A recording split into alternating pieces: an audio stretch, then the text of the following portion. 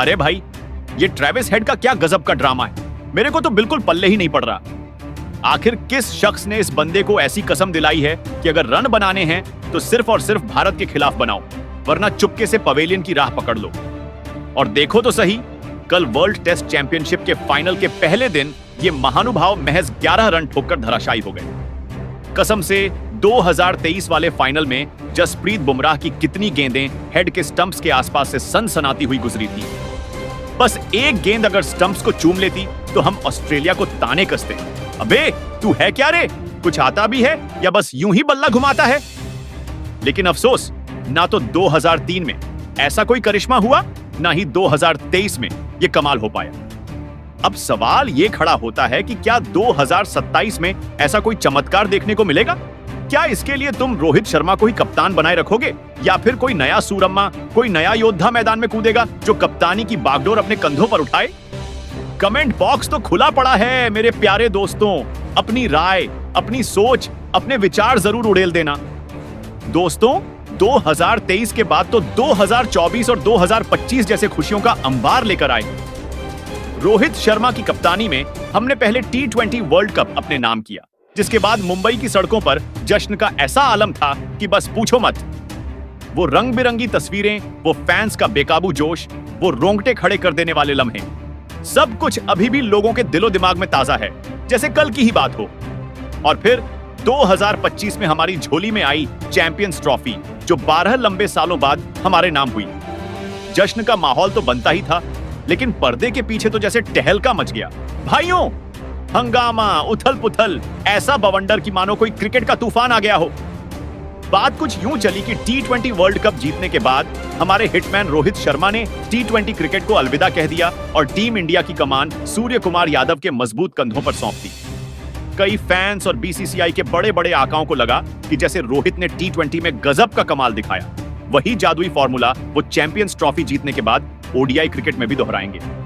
लेकिन रुको जरा, थोड़ा सब्र तो बरतो। रोहित ने BCCI से ऐसा कुछ कहा कि सबके होश ही उड़ गए। हमारे सुपरस्टार बल्लेबाज, जो पिछले साल तक तीनों फॉर्मेट में कप्तानी के झंडे गाड़ रहे थे, अब सिर्फ ODI फॉर्मेट में पूरे दमखम के साथ डटे हुए हैं। वो भी ऐसे जैसे कोई ऑफिशियल कप्तान अपनी धाक जमाए रखता है, अपनी बादशाहत कायम रखता है। लेकिन BCCI की जो सोच थी, अगर वो हकीकत में बदल जाती तो रोहित अब तक इंटरनेशनल क्रिकेट को पूरी तरह से नमस्ते कह चुके होते।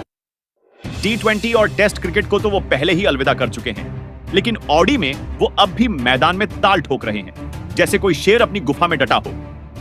एक ताजा रिपोर्ट ने सनसनीखेज खुलासा किया कि BCCI को पूरा भरोसा था कि रोहित चैंपियंस ट्रॉफी 2025 के बाद ODI से भी संन्यास का ऐलान कर देंगे।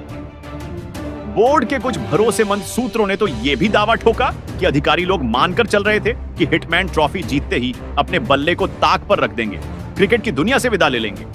लेकिन यह क्या हुआ? रोहित ने तो ऐसा कोई इरादा जाहिर ही नहीं किया। अभी तक कप्तान और सिलेक्टर्स के बीच इस मुद्दे पर कोई गहरी, कोई दिलचस्प बातचीत तक नहीं हुई है। वैसे BCCI के दिमाग में यह खुराफात थी कि 2027 वनडे वर्ल्ड कप के लिए एकदम चकाचक, तरोताजा, नई नवेली, चमचमाती टीम तैयार की जाए।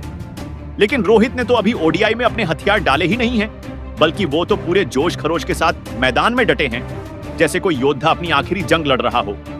और जैसा कि अब साफ जाहिर हो रहा है, BCCI में इतनी हिम्मत ही नहीं है कि वो रोहित को ODI कप्तानी से हटा सके।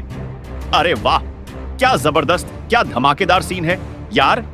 2027 वर्ल्ड कप को भले ही अभी 2 साल का लंबा वक्त बाकी है, लेकिन टेस्ट और T20 इंटरनेशनल से संन्यास ले चुके रोहित क्या अपनी फिटनेस को 2027 तक बनाए रख पाएंगे? अगर ऐसा हो गया तो वो वनडे वर्ल्ड कप में कप्तानी के मामले में भारत के 3 दिग्गज कप्तानों MS धोनी, वेंकट राघवन और कपिल देव के बराबर खड़े हो जाएंगे। इन तीनों महारथियों ने भारत को 2-2 वर्ल्ड कप में लीड किया है। वेंकट राघवन ने 2775 और 69 में, कपिल देव ने 883 और 87 में, और धोनी ने 2011 और 2781 में लीड किया है। 15 में भारत की कप्तानी की कमान संभाली थी। इस बीच मोहम्मद अजरुद्दीन वो इकलौते कप्तान हैं जिन्होंने भारत को 3 वर्ल्ड कप 2092 साल, 2096 साल और 2099 साल में लीड किया। फिर 2003 साल में सौरव गांगुली ने हमें फाइनल तक तो पहुंचाया, लेकिन ऑस्ट्रेलिया के हाथों हार का कड़वा घूंट पीना पड़ा। 2007 में राहुल द्रविड़ की कप्तानी में भारत का सबसे खराब, सबसे शर्मनाक वर्ल्ड कप रहा, पहले ही राउंड में बाहर। इसके बाद 2019 में विराट कोहली ने कप्तानी की बागडोर संभाली थी। तो अब तुम्हें क्या लगता है मेरे भाइयों, क्या रोहित शर्मा को 2027 तक ओडीआई का कप्तान बनाए रखने के लिए बीसीसीआई मजबूर है? क्योंकि वनडे में बतौर कप्तान रोहित ने हमें चैंपियंस ट्रॉफी का ताज भी दिलाया है। जब दुबई में खेले गए फाइनल में हमने न्यूजीलैंड को धूल चटाकर रौंदकर ट्रॉफी अपने नाम की थी। इस शानदार, इस ऐतिहासिक जीत के बाद से ही हर कोई यही सवाल पूछ रहा था कि क्या रोहित अब ओडीआई से भी संन्यास ले लेंगे, जैसा कि उन्होंने टी20 वर्ल्ड कप के बाद किया था। लेकिन एक धमाकेदार इंटरव्यू में रोहित ने साफ साफ बिंदास ऐलान कर दिया कि उनका मिशन है 2027 में साउथ अफ्रीका में होने वाले वनडे वर्ल्ड कप को जीतना, वो भी झंडे गाड़कर। बीसीसीआई इस बीच एक नए कप्तान की तलाश में थी और यही वजह थी कि वो चैंपियंस ट्रॉफी के बाद रोहित के संन्यास की आस लगाए बैठी थी। लेकिन हमारे हिटमैन ने कोई रिटायरमेंट का ऐलान न करके बोर्ड को ऐसा तगड़ा, ऐसा करारा झटका दिया कि सबके मुंह खुले के खुले रह गए। तो मेरे प्यारे दोस्तों, अब तुम बताओ, तुम्हारा क्या ख्याल है?